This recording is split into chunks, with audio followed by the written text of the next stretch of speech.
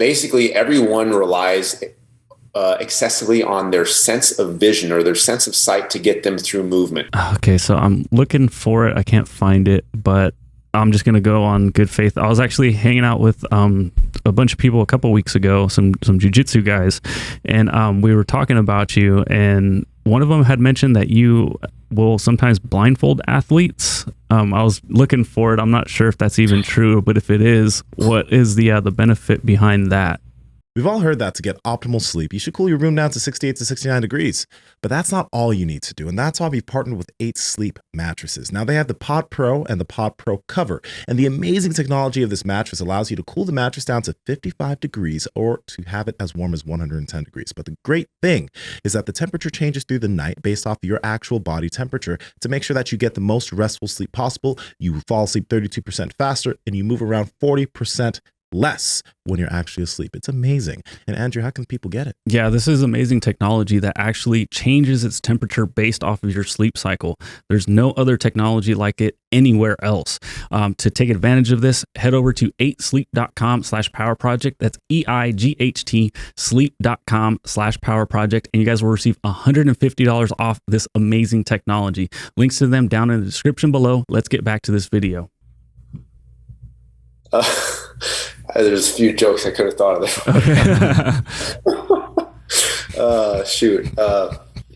No. Okay. Yes. I've the blindfold thing. I'll blindfold myself for the videos to show, because usually when you do eyes closed versions, people can't see it and they'll just like gloss over it. So I've done some eyes closed exercises, and you can get the same effect from, or a blindfold exercise, but you get the same effect from closing the eyes. But a visual from having it from the audience observing, the blindfold has a little bit more of a dramatic effect, obviously. But the eyes closed training is something I use a lot. I know we haven't talked too much about that, but basically everyone relies excessively on their sense of vision or their sense of sight to get them through movement. And sense of vision, there are some issues with that because first off, it's very slow.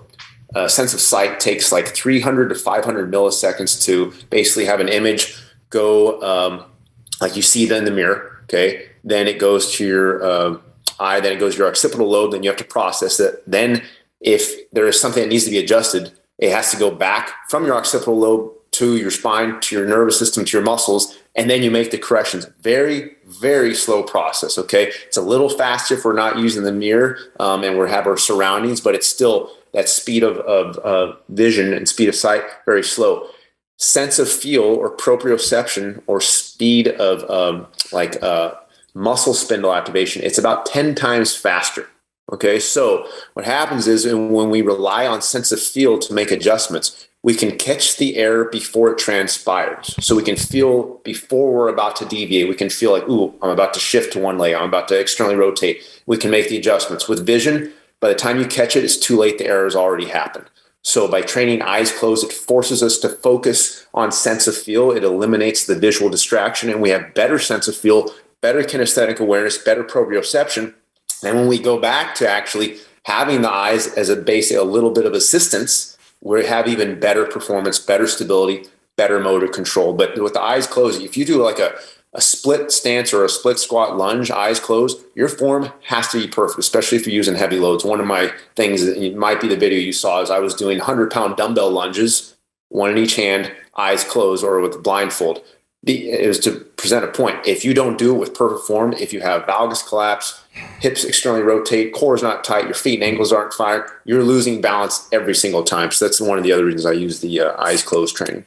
That makes a lot of sense because you're also it might help you to concentrate more, because you're shutting down this experience of seeing. We've seen Mike O'Hearn do this. But we've trained with him before. He closes his eyes, especially like on a single leg or single arm movements, just to try to almost like, I guess, calm the body down a little bit too, and put more emphasis and concentration on contracting that particular muscle. So it makes a lot of sense to me.